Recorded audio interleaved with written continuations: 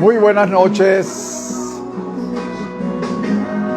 Un fuerte y gran abrazo. Damos gracias a nuestro Dios por una vez más darnos este privilegio, el privilegio de estar conectados a través de esta plataforma de Instagram para poder llevar a ustedes lo que el Padre, nuestro Dios, tiene para nosotros el día de hoy. Así que primeramente le damos gracias a Él y por supuesto gracias a todos ustedes por la conexión. Y gracias también por todos aquellos que se conectarán una vez que esto quede grabado, tanto en la plataforma de Instagram, IGTV, también lo pasamos para Facebook y por supuesto queda colgado en nuestro canal de YouTube. Todas nuestras redes, como bien lo has visto en los anuncios, Apóstol José Silva. Bien, hoy vamos a aprovechar el tiempo porque los días son muy buenos. Vamos a estar hablando de un tema bien interesante. Vamos a tomar unos textos bíblicos para que usted con calma los revise, los analice y por supuesto el que tenga que ampliarlo, porque fíjese, todo no está dicho. Hay muchísimas cosas que deben manifestarse y deben crearse. ¿Ok? Bien. Hoy vamos a hablar o vamos a sintetizar los capítulos 6 al 8 del libro de Jueces. Capítulos 6 al 8 del libro de Jueces. Allí vamos a estar sobre todo hablando de características, de sí, de dones, talentos, cualidades que tuvo un hombre llamado Gedeón. Gedeón, que dígase de paso, su nombre significa poderoso guerrero. Y algunos dicen que es destructor, pero me gusta más decir que quiere decir poderoso guerrero. Fíjese bien. ¿Qué vamos a hablar? Lo voy a plantear en varios aspectos, tal vez 3 o 4. Me inclino más hacia el 4, pero aprovechando el tiempo para que todos podamos tener una idea de lo que allí sucedía. La primera parte vamos a conversar en relación, en términos generales, lo que estaba sucediendo con el pueblo de Israel en aquella época, que de alguna manera pues está sucediendo hoy en el mundo. Pero más o menos vamos a extraer de allí principios que nos ayuden en este tiempo, a poder aplicarlos en este tiempo. Recuerde que la Biblia nunca ha sido obsoleta. La Biblia es el libro más antiguo, más leído y más moderno, más actualizado. Así que todo va a depender, por supuesto, de cómo nosotros lo interpretemos o cómo nosotros apliquemos cada principio. Y vamos a iniciar con ese capítulo 6, vamos a sacar algunos rasgos del capítulo 7, del 8, pero de usted depende, pues, de darle una lectura a estos 3 capítulos para tener una mayor y mejor información. Fíjese, comienza diciendo algo así. Los hijos de Israel hicieron lo malo delante de Dios y Dios, oído, Dios los entregó en manos de los madianitas o en manos de Madián por 7 años. Hay que tomar en cuenta que Madián estaba aliado con otro pueblo llamado madianitas. Bueno, ahorita le digo el nombre, los madianitas, y ya le digo el nombre del otro pueblo. Estaban ligados, pero en síntesis ahí se habla solamente amalecistas, los de Amalek. Fíjense, los amalecistas y Madián hicieron una unión, un complot para ir contra el pueblo de Israel. Pero por supuesto, todo esto está dentro de la permisología, por así decirlo, por la parte permisiva de parte de Dios para con el pueblo, porque ellos habían hecho lo malo delante de Dios. Ahora bien, hay que tomar en cuenta que la palabra Madián quiere decir contienda y la palabra Amalek quiere decir vieja naturaleza solapada que se aprovecha de la debilidad. Vieja naturaleza solapada que se aprovecha de la debilidad. Es decir, solapada quiere decir que está como escondida. No se manifiesta abruptamente, no se manifiesta, se esconde solapadamente para atacar la parte más débil. Eso es lo que significa la palabra Amalek. Es decir, que los amalecistas entonces eran esas personas que se mantenían en una vieja naturaleza y atacaban la parte más débil. Esto es importante porque esto es bueno recordar estos significados para en el desarrollo del tema podamos tener una mejor visión y entendimiento de lo que hoy Dios quiere plantear.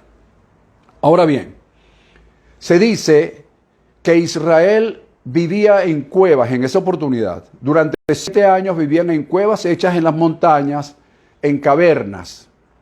Otra de las cosas que sucedían es que sembraban y no cosechaban el fruto de los sembrados, porque cuando los amalecitas veían que ya la cosecha se iba acercando, los madianitas y amalecistas iban contra esa cosecha y la destruían. Robaban el ganado, se robaban el ganado vacuno, el bovino, el caballar, se lo llevaban todo, dejaban completamente en ruinas a este pueblo, que lógicamente, como dije antes, estaba en cuevas, estaba en cavernas, no tenían libertad de movimiento, no se podían mover. O sea, ese principio que manejamos aquí de que pues, tenemos el derecho de circular libremente por todo el territorio nacional, eso no se cumplía en aquel entonces. Y hoy día, por el problema de la pandemia, pues está sucediendo en diferentes partes del mundo, y en Venezuela, pues están restringidas mucho lo que es la vialidad. Ahora bien, debido a todas estas situaciones, el hambre y la desolación reinaba en el pueblo de Israel. Y por ende, dice la Escritura, que día a día ellos se empobrecían más, es decir, iban en decadencia, empobreciéndose cada día más. Estando en esta situación, como lo narra el capítulo 6 del libro de Jueces, estando en esta situación, el pueblo de Israel clamó. Es importante saber esto. El pueblo de Israel clamó. Y en respuesta a ese clamor que hizo el pueblo, Dios le envió un profeta. La Escritura lo define como un varón profeta, pero no le da nombre. En ninguna parte de este contexto del cual estoy hablando aparece el nombre de este señor profeta. Es decir, que le cabría la acepción de el profeta anónimo. Un profeta sin nombre. Apareció de repente, pero vino para recordarle al pueblo su historia. Oído. Para recordarle cómo había salido el pueblo de Israel de Egipto. Y también para decirle que todas las cosas que les estaban pasando era debido a su desobediencia. Por supuesto, le recordó la historia, cosas que ellos sabían. Hay un adagio que se ha hecho muy popular que dice que el pueblo que desconoce su historia está propenso a repetirla. Cuando se desconoce la historia nuestra, y otros conociéndola, hay personas que conocen la historia y la repiten. Pero el desconocerla, la tendencia es repetir lo que ya pasó. Bueno, eso lo vamos a dejar hasta ahí. Entonces, esto era más o menos el esquema, más o menos el escenario que se planteaba desde el punto de vista genérico, desde el punto de vista grosso modo, lo que estaba sucediendo en el pueblo de Israel. Mientras esta situación estaba reinando, y es una situación que puede reinar en cualquier momento, que haya hambre, que haya desolación, que en vez de prosperar haya más bien decadencia económica, decadencia física, psicológica, etcétera, haya decadencia política, social, haya decadencia en la moralidad, etcétera. Todas estas cosas nos indican que algo anda mal. Y se necesita entonces, en primer lugar, un clamor por parte de las personas que están bajo esta situación. En segundo lugar, que aparezca una voz profética. ¿Ves? Vamos agarrando el canal de 80. Vamos ahorita por el canal, por el hombrillo, paso a paso. Ahora fíjense. En el capítulo 29, versículo 18 del libro de Proverbios, hay una expresión que dice lo siguiente: sin profecía el pueblo se desenfrena.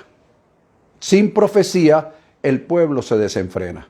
Lógicamente, hoy tengo que aclarar esto, no es la profecía de una persona con el don de profecía que se ponga de pie en una congregación, levante sus manos y diga 4 o 5 cosas y toda la congregación tiene que dirigirse, inclusive el ministro encargado de la congregación, por lo que diga esa profecía. No es así. Definitivamente no es así, porque el apóstol Pedro establece que la profecía más segura es la que está escrita de Génesis a Apocalipsis. Por lo tanto, esa profecía que no desenfrena a un pueblo es una conducción con base a los principios que están establecidos en su palabra. Es decir, que no se trata de una profecía que Dios me dijo, que me despertó a las 3 de la mañana. No se trata de ese tipo de profecía, se trata de una profecía que esté estrictamente, escuche bien la palabra, estrictamente condicionada, estrictamente direccionada por los principios que están establecidos en la palabra de nuestro Dios. Así tal cual. Ahora bien, dicho todo esto, como parte introductoria, le doy el nombre del tema de hoy. El tema de hoy lo vamos a llamar el poder de una calificación divina. El poder de una calificación divina. Y enseguida nos vamos a preguntar qué significa todo esto. ¿Qué significa el poder de una calificación divina? ¿Qué significa esto? Bueno, fíjate. Respondo con ejemplos establecidos en la Escritura. La palabra bendecido es una palabra que se ha popularizado muchísimo, pero la palabra bendecido quiere decir calificado para prosperar. Es decir, que la palabra bendecido es una calificación dada por Dios.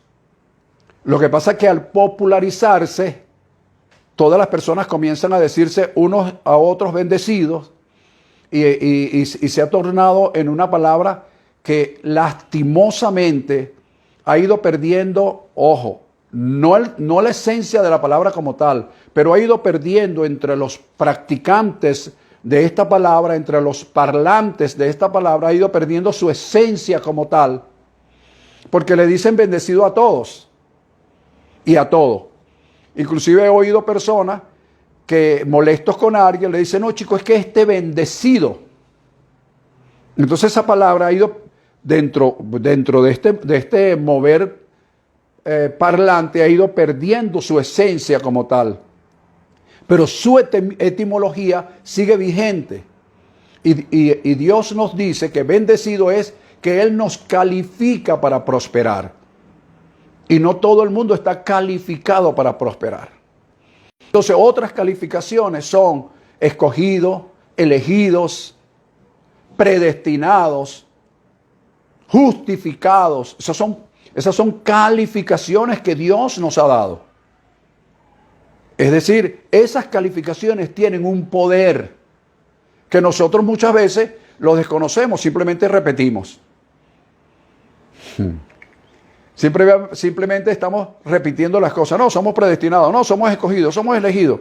Mira, que si no fuera por los escogidos, ay, que si no fuera por esto. Entonces, pero la esencia como tal de ese significado la hemos obviado. Y yo quiero hablar de eso un poco hoy. Esto es un tema muy largo, pero más o menos para aprovechar el tiempo. Fíjense. Vamos a ver el caso de Gedeón, como le dije antes. En los versículos 12, 14 y 16 del capítulo 6, repito, 6, 12, 14 y 16, encontramos algo bien interesante.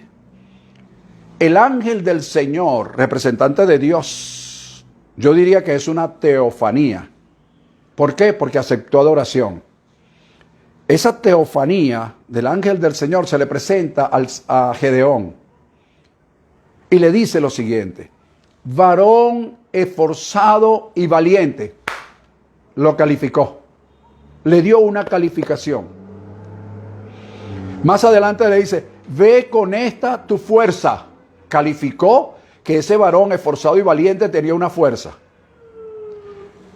Vencerás, derrotarás a los madianitas como un solo hombre, porque yo estoy contigo. Entonces, cuando yo veo esta calificación dada por Dios, una calificación divina dada a este señor Gedeón, reviso el contexto de este capítulo y en ninguna parte yo veo, antes de la calificación, porque después de la calificación vemos otras características, pero antes de la calificación yo no veo por ninguna parte, ningún acto que haya realizado el señor Gedeón que mereciera esta calificación de varón esforzado y valiente. Lo comparo con el libro de Josué, donde Josué se le dijo, esfuérzate, prácticamente se le dio la orden de que se esforzara y fuera valiente. Él tenía que hacer algo para merecer esa calificación, por así decirlo, pero a Gedeón se le dio. Y el contexto no dice absolutamente nada de que él había hecho algo glorioso como para merecer esa calificación.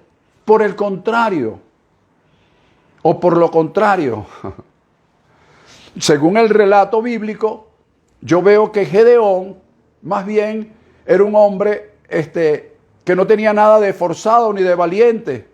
Era una persona que estaba lamentándose de su situación, de la situación de su familia y de la situación del pueblo.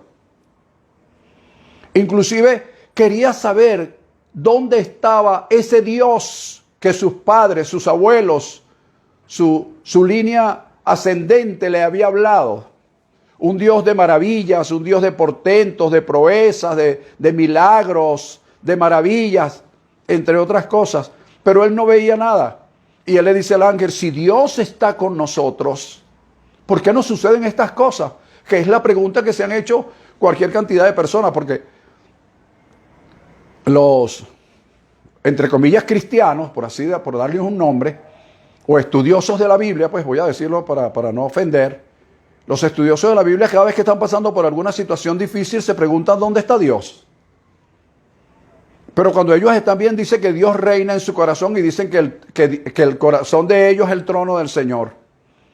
Entonces cuando están en una situación difícil, parece que el trono se les desaparece, el corazón se les desaparece, algo sucede porque siempre preguntan dónde está Dios. Bueno, algo más o menos así le estaba pasando a Gedeón. Gedeón se preguntaba, aparte del lamento que tenía, se preguntaba dónde está ese Dios del cual sus padres les habían hablado.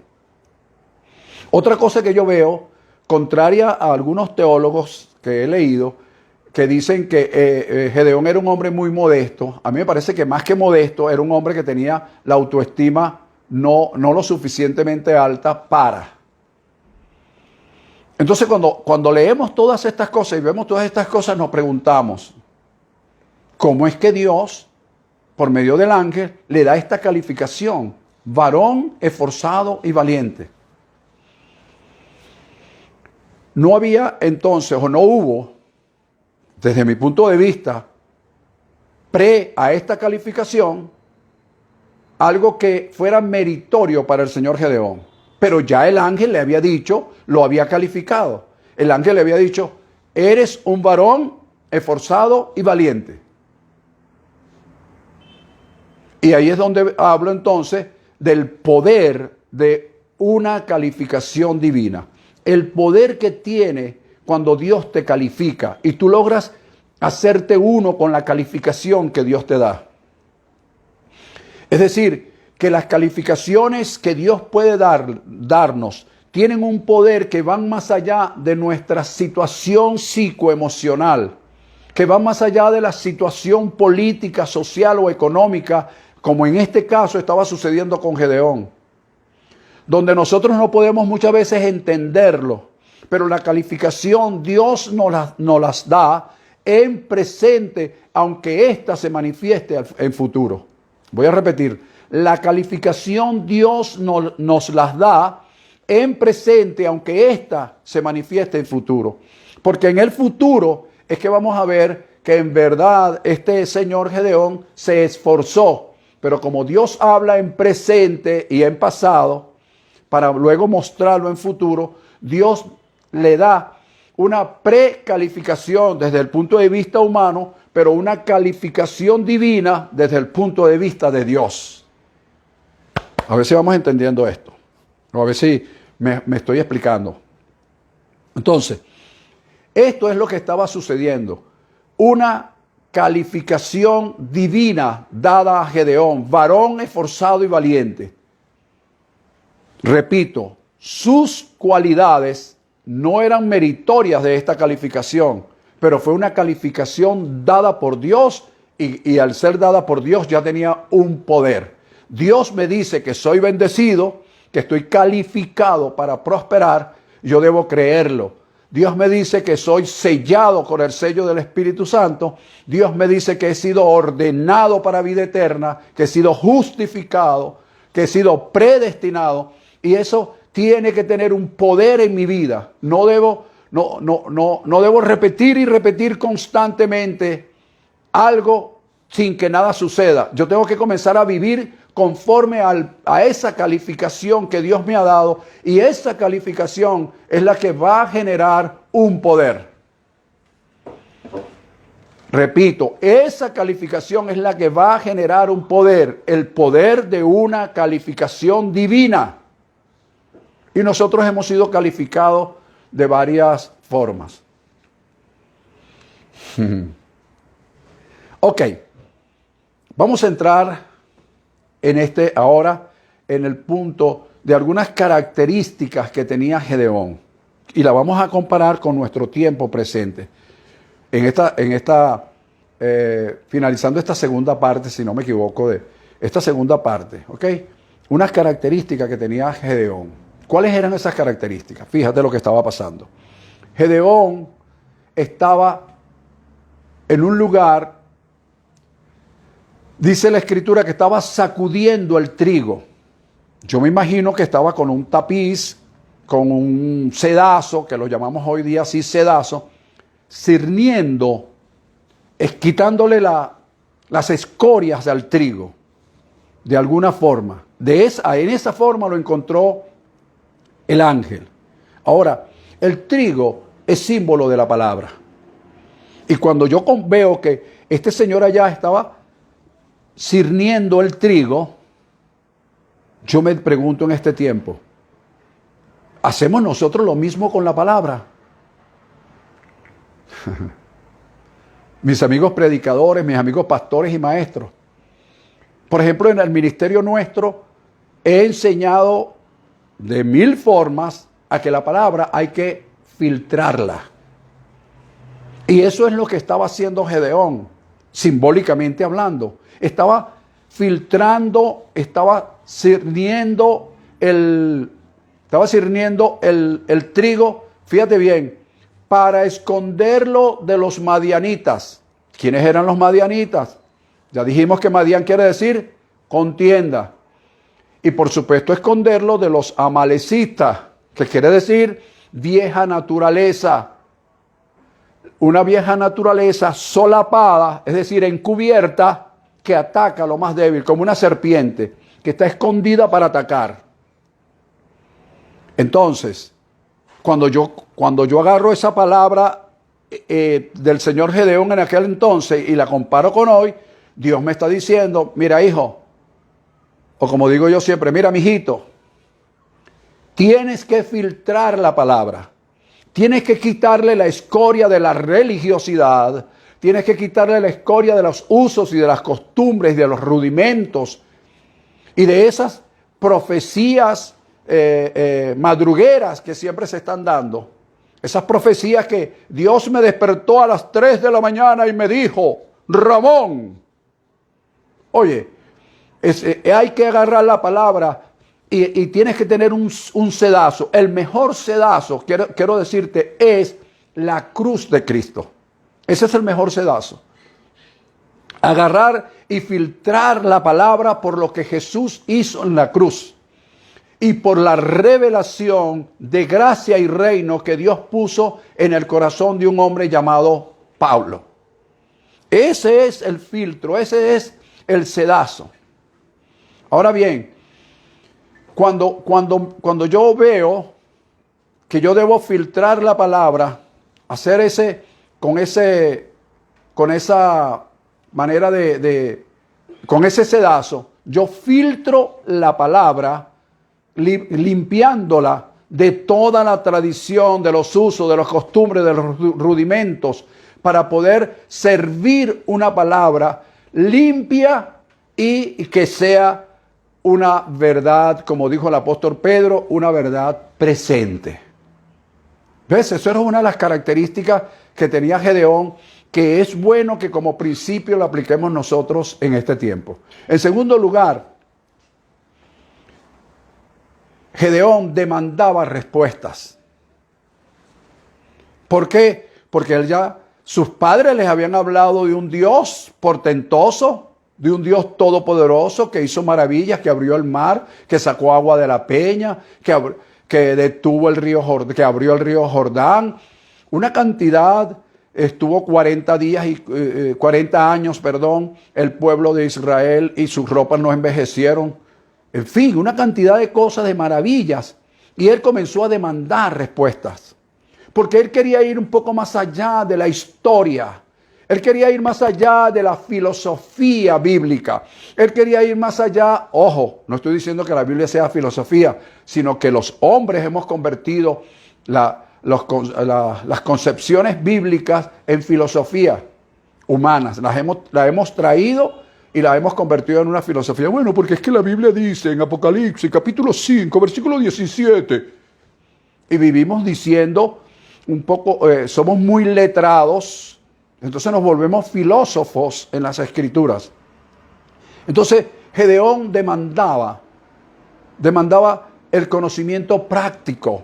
Él quería ver las manifestaciones más allá del conocimiento histórico, del conocimiento filosófico, más allá del conocimiento teológico. Él quería ver la manifestación, la intervención divina, aun y cuando él sabía que de alguna manera la plenitud estaba a punto de cumplirse. Y eso es lo que de alguna manera nosotros hoy, óigase bien, nosotros hoy debemos, sin irrespetar, por supuesto, la soberanía de Dios, su providencia y su voluntad divina, ¿ok?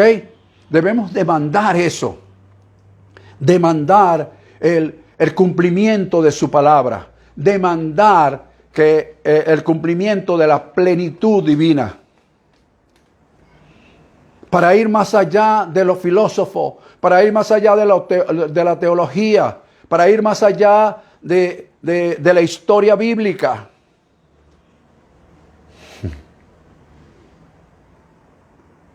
Rompiendo los parámetros.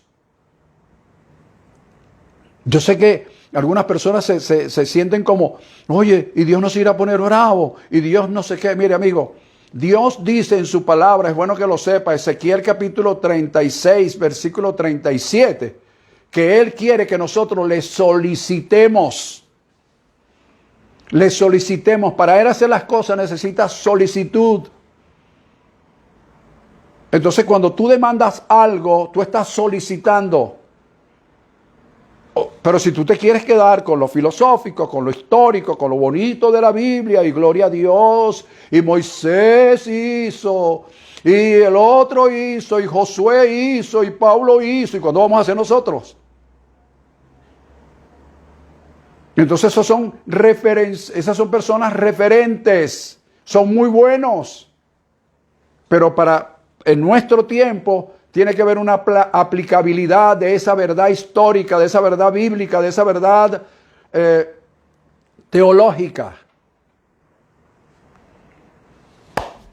Ay, el tiempo va avanzando, por eso no me puedo quedar mucho tiempo en una sola parte. Entonces, fíjate, otra de las características que tenía este señor, aparte de las dos que ya te mencioné, es que era un hombre ofrendador. Esto es importante. ¿Por qué? Porque con la ofrenda tú adoras.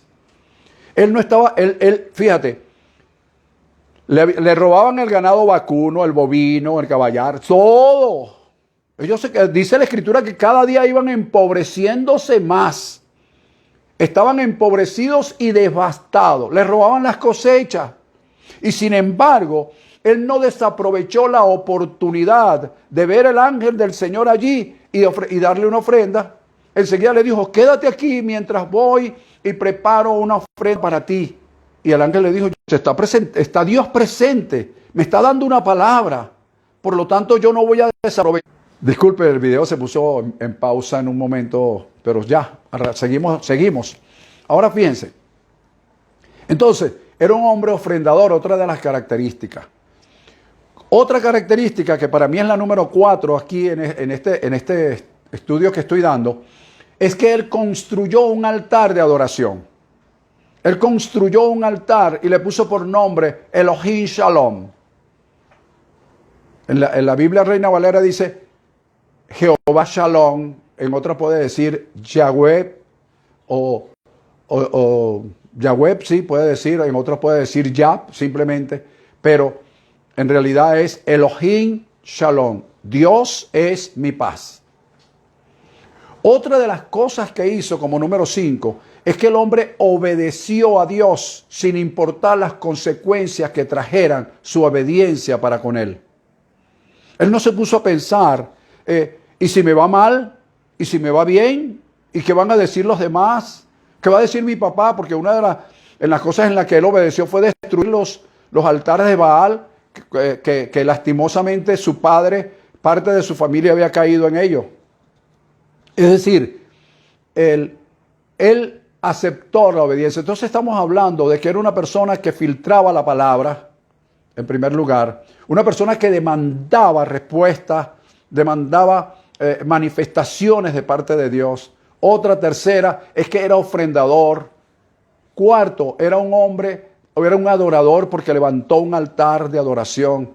Y número 5, era un hombre obediente. Esa era una de las 5 características que comenzaron a manifestarse en la vida de Gedeón una vez que fue calificado. Entonces ahí comenzamos a ver el poder de una calificación. Entonces tú entras dentro de... A ti Dios te dio una calificación de bendecido, de escogido, de elegido, de sellado, de ordenado para vida eterna, de justificado, de predestinado, de llamado. En fin, Dios te ha dado varias calificaciones. ¿Están estas, por lo menos estas 5 características, ya haciendo algo en tu vida? Es una buena pregunta. Anótala y revísala. ¿Ok? Bien. Sumado a estas cosas, vamos a adelantar por el tiempo, yo me hice la siguiente pregunta. ¿Qué pasó luego en la vida de Gedeón? ¿Qué pasó? Porque estas características pudieran de alguna manera pues manifestarse en cada persona. Pero en el transcurso de su vida, ¿qué pasó? Vamos entonces a las Escrituras.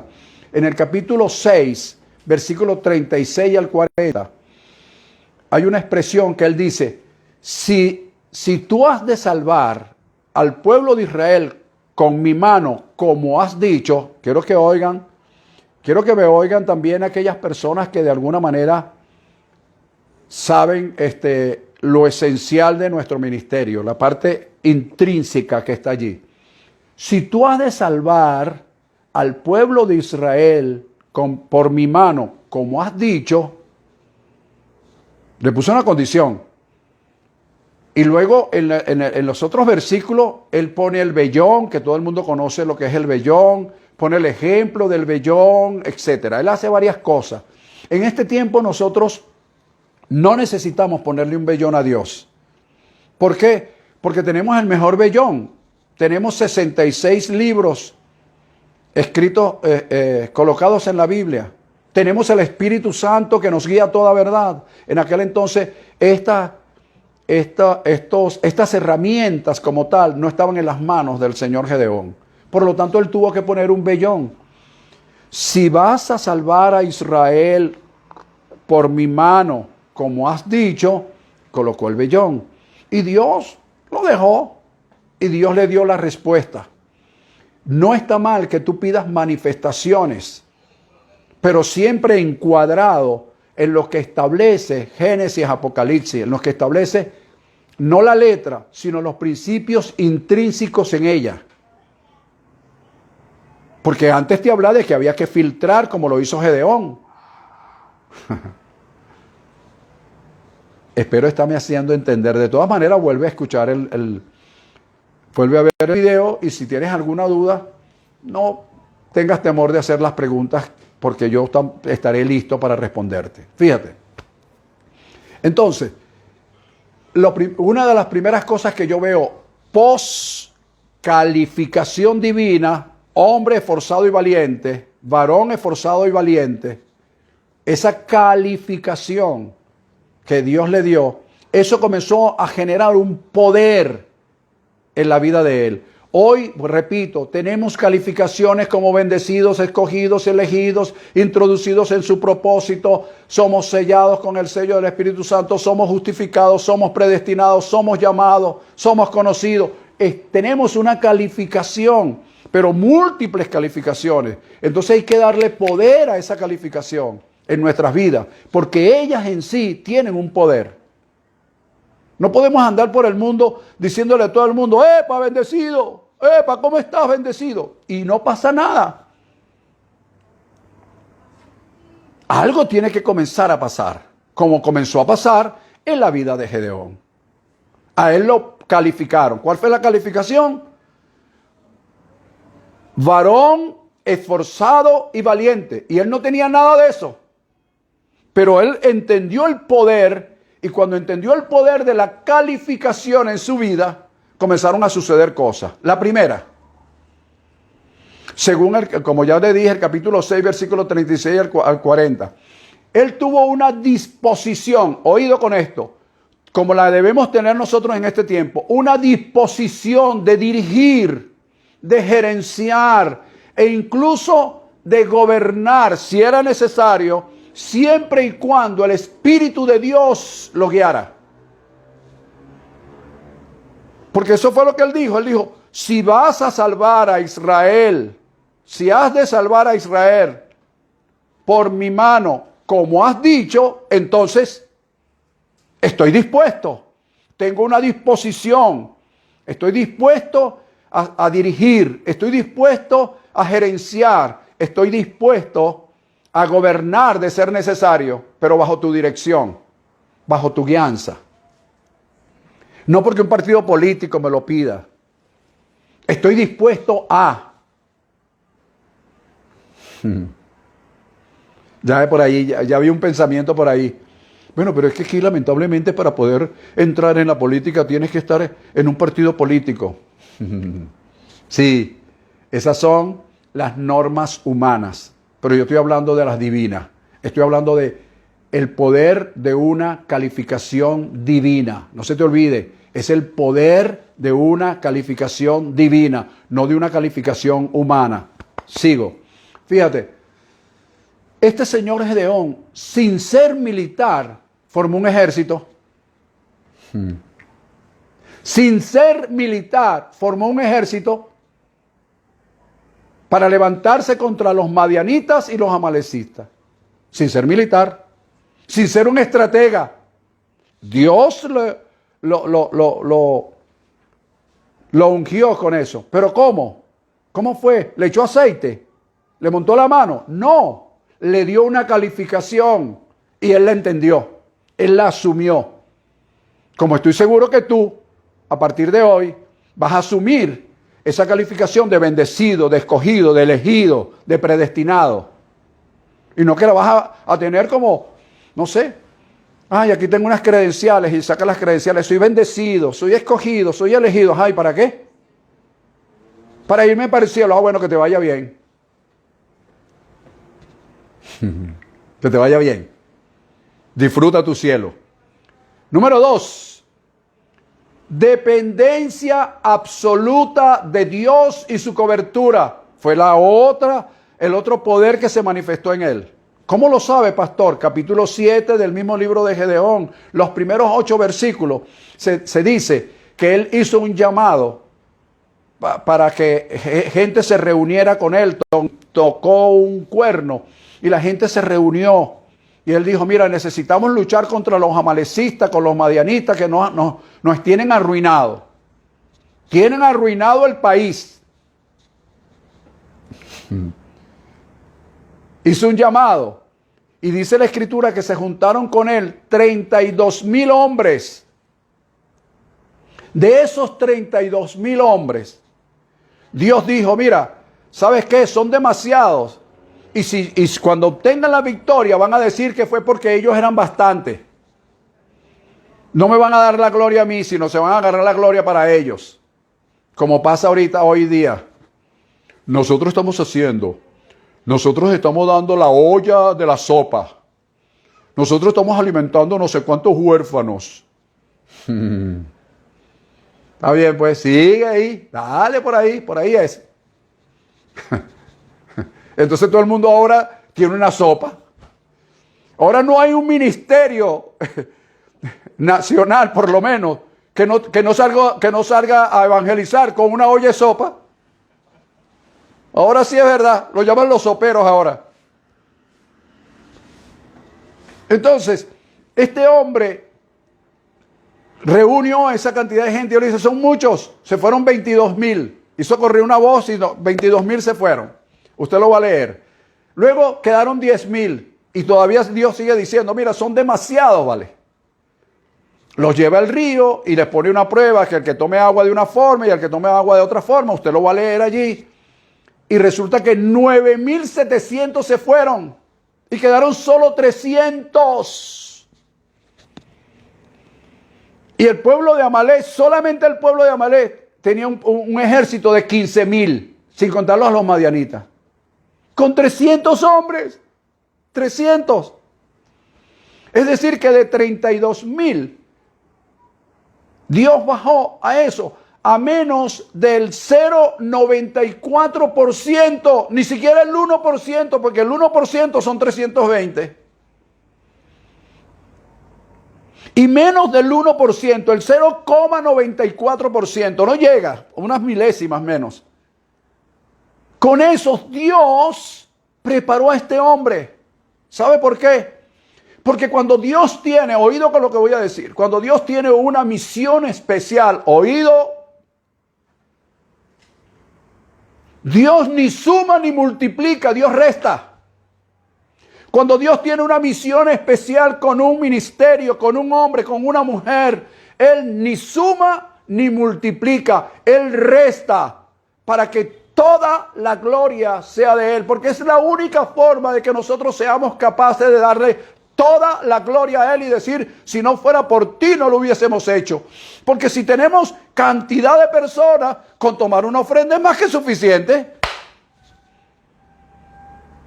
Pero cuando no los tienes, tienes que esperar la intervención divina de Dios. Y eso fue lo que pasó con Gedeón. Gedeón dijo, con 300 hombres es imposible que yo venza, pero con la intervención divina lo puedo hacer. ¿Lo ves? Y entonces aquí viene la tercera manifestación. ¿Cuál es esa tercera manifestación? Accionar en fe. Dios dijo, yo lo creo y Él lo hace. Eso por supuesto lo vas a encontrar en el mismo capítulo 26, versículo 25 al 27, y el capítulo 7, versículo 15 al 22. Te estoy dando una síntesis de los 3 capítulos del libro de Jueces, del 6 al 8.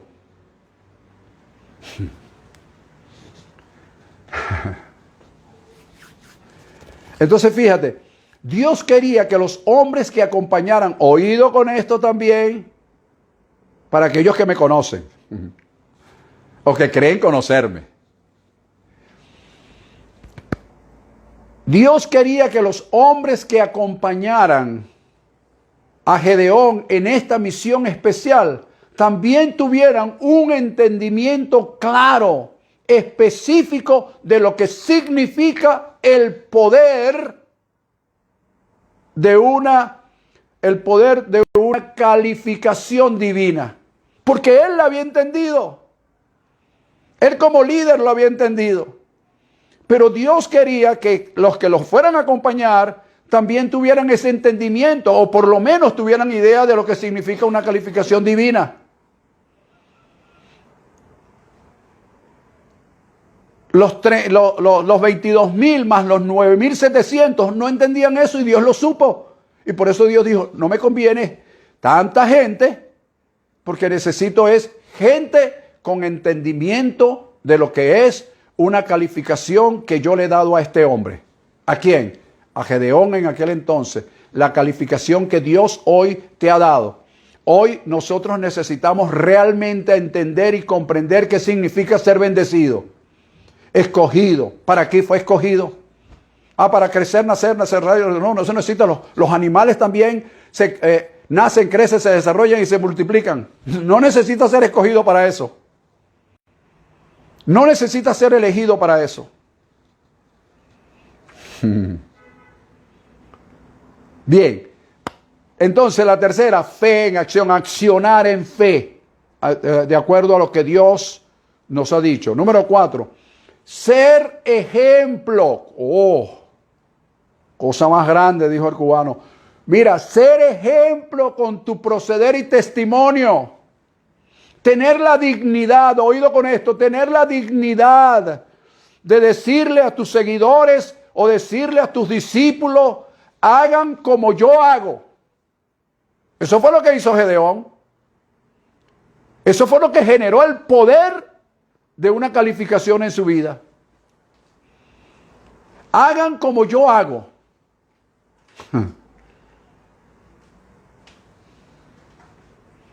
El apóstol Pablo también lo dijo en una oportunidad. Dijo, sean imitadores de mí como yo lo soy de Cristo. Ser un ejemplo con tu proceder, con tu testimonio. Número 5, acelero por la hora. Objetivos claros, un objetivo claro y absoluto era darle la gloria a Dios. No estaba buscando aquí gloria de hombre. ¿Por qué dice eso? 7:15 y 8:23, por supuesto de Jueces, estoy hablando de Jueces. Cuando él supo que Dios le había entregado la victoria en sus manos, adoró a Dios. ¿Viste? Buscaba siempre la gloria a Dios. Él pudo más adelante tergiversar algunas cosas, pero estoy hablando de lo que produjo el poder de entender una calificación divina. Cuando a él le proponen ser el Señor sobre el pueblo que él de alguna manera había libertado, él respondió: que el Señor, nuestro Dios, sea tu Señor y no yo. ¿Viste? Automáticamente el hombre rechazó toda gloria para darle la gloria a Dios. Esto es bueno que lo escuchen nuestros amados colegas, apóstoles y profetas y pastores, ministros en general. Porque siempre de labios estamos dándole la gloria a Dios. Bueno, gloria a Dios, así es. Toda la gloria sea para el Señor. Pero nuestras acciones no están consonas con lo que estamos diciendo. Y recuerda que él fue un ejemplo con su proceder y su testimonio. Eso debemos hacerlo nosotros. Ser un ejemplo para los demás con nuestro testimonio, con nuestro proceder. Y dejar de ser menos filosófico. Ok. Número 6. Aquí hay un gesto o un acto de humildad en este versículo 8, el capítulo 8, versículo del 1 al 3. ¿Qué vemos allí? Allí vemos que el pueblo o los príncipes del pueblo de Efraín de aquel entonces se le acercaron y le dijeron: chico, pero ¿por qué tú no nos llamaste para nosotros también salir a la guerra contigo? Y se molestaron contra Gedeón. Y Gedeón le dijo: tranquilos, tranquilos. Él no le dijo: yo hice un llamado, chico, yo lo mandé por WhatsApp, lo mandé por correo, lo publiqué en mis redes. Él no le dijo eso. Él simplemente le dijo: mira, hermano, lo que pasa es que lo que yo acabo de hacer no se compara con lo que ustedes han hecho. Ustedes son grandes. Y los exaltó. Y la gente pues le gustó que lo exaltaran. En otras palabras, a él no le importó compartir el crédito de su victoria con otras personas que no pelearon con él. Eso es un acto de humildad. Eso es un acto de no tener vanagloria personal, sino compartir el crédito que de alguna manera obtuvo él con los 300. ¿Ves? Confirmando esto lo que dice Filipenses capítulo 2, versículo 3, donde dice: no hagas nada por contienda o por vanagloria, sino más bien considera a los demás como superiores a ti mismo. Humildad. Cero vanagloria. Número 7. Con esto estamos terminando. Yo puse la palabra siguiente: rechazó perpetuar su liderazgo o de tener control sobre el pueblo, aunque el pueblo mismo se lo pidió. El pueblo le pidió que él fuera su señor. Y él se negó, rechazó esa propuesta. Rechazó la propuesta de tomar el control sobre alguien o sobre un pueblo que de alguna manera lo estaba eligiendo como su rey, como su gobernador. En fin, estas son siete manifestaciones de conocer y saber lo que significa el poder de una calificación divina. El poder de una calificación divina. Concluyo. Te hablé de 3 partes. En la primera parte te hablé de la forma genérica de lo que estaba sucediendo en el pueblo de Israel. En segundo lugar, te hablé de las características que de alguna manera tuvo el señor Gedeón post calificación. Se le dio una calificación sin que él mismo pudiese manejarla o saber qué significaba eso. En tercer lugar, te hablé de las manifestaciones del poder de una calificación, tanto en el hombre como en la mujer, y acabo de darte las 7. Quiero que revises, pues, por supuesto, los textos que hemos hablado, capítulos 6, 7 y 8 del libro de Gedeón. Hice una síntesis de esto para extraer todas estas cosas. Hay otras cosas que no extraje por falta de tiempo y no te las explico por falta de tiempo. Pero concluyo con 7 cosas bien interesantes y recomendaciones apostólicas que quiero dejar para cerrar este tema. Número 1. Evita a toda costa que las contiendas y la vieja naturaleza solapada que siempre está atacando la debilidad o tu debilidad manejen tu vida. Evita a toda costa que las contiendas y la vieja naturaleza manejen tu vida. Y por lo tanto impida que tú disfrutes de las cosechas que te corresponden. Evita en todo tiempo, a toda consta, ¿ok?, que las contiendas y la vieja naturaleza manejen tu vida y por ende te impidan disfrutar de las cosechas que te corresponden. Porque puedes cosechar, pero de repente no disfrutar las cosechas porque puedas vivir en contienda o puedas vivir apegado a la vieja naturaleza. Número 2, conduce tu vida con base a principios que por supuesto están en la palabra de Dios y nunca te desenfrenarás. Voy a repetírtelo. Si conduces tu vida con base a principios establecidos en la palabra de Dios, nunca habrá un desenfreno en tu vida. Recuerda, Proverbios 29, 18. 3. Valoriza el poder de la calificación que Dios te ha dado. Valoriza el poder de la calificación que Dios te ha dado. Te ha dicho que eres un bendecido, un escogido, un elegido, un predestinado. Valoriza eso. 4. Filtra la palabra que recibes y predicas por lo que Jesús hizo en la cruz del Calvario. Ese es el mejor sedazo para filtrar. 5.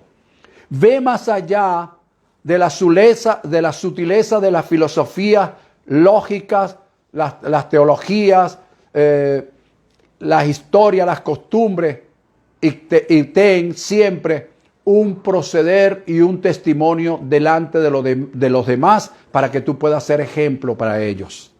¿Viste? Ve más allá de las sutilezas teológicas, filosóficas, históricas, para que seas un ejemplo en tu proceder y con tu testimonio. 6. Nunca desaproveches la oportunidad de dar lo mejor a Dios. Nunca desaproveches la oportunidad de dar lo mejor a Dios. ¿Qué tienes tú que Dios no te lo haya dado? Pues analiza eso. ¿Qué tienes tú que Dios no te lo haya dado? El mejor disfrute que tú puedas tener de las cosas que Dios te ha dado es que tú seas capaz de darle a Dios lo mejor de lo que Él te ha dado. No lo peor, no el restrojo, sino lo mejor. Y así, solo así podrás levantar un altar Elohim Shalom. Número 7. Construye un altar. Un altar Elohim Shalom, es decir, un altar de paz. Y con esto las contiendas se alejarán de ti. Con esto la vieja naturaleza no atacará lo más débil que tú puedas tener. Por el contrario, todas estas actitudes y recomendaciones que te he dado al final de este tema van a darte un cerco espiritual alrededor tuyo que evitará que las contiendas y la vieja naturaleza se manifiesten en tu vida. No es que se vayan, se manifiesten, que son dos cosas distintas. Te declaro muy bendecido, declaro lo mejor de Dios en tu vida, declaro la paz de mi Señor que sobrepasa todo entendimiento sobre tu vida. Recuerda que es creer, confiar y esperar sin dejar de actuar en lo que crees, en lo que confías, en lo que esperas. Recuerda que hay profeta en Venezuela, hay una unción profética, hay un remanente profético que está juntándose de alguna manera, uniéndose de una manera espiritual, que es solamente con un consenso que Dios está provocando para precisamente provocar eventos que le den un vuelco a esta situación mundial, especial y por supuesto nacional. Te declaro más que vencedor y declaro que la paz de Dios estará siempre contigo. Recibe un fuerte abrazo. Recuerda también andar en el código de honor, andar en la verdad, en justicia y en rectitud de corazón para con Dios. Te declaro muy bendecido. Un fuerte y gran abrazo. Nos vemos el próximo domingo por Facebook, 11:30 de la mañana. Bendecido.